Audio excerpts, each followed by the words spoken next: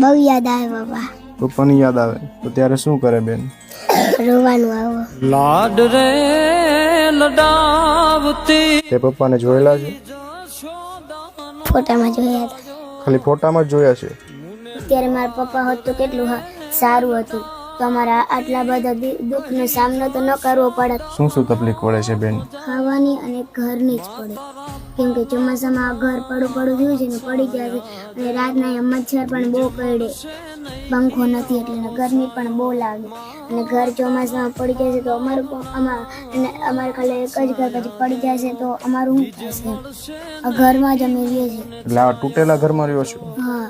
તો બેન તકલીફ નહીં પડતી હોય આ ઘરમાં રહેવામાં? તકલીફ તો બહુ પડે. અને ચોમાસામાં તો આ બધા પતરા ને બધું હલતું હોય, પડું થતું હોય અને બધું પાણી પણ ભરાય છે. પાણી પણ ભરાઈ જાય છે આમાં? હા. તો ત્યારે શું કરો બેન?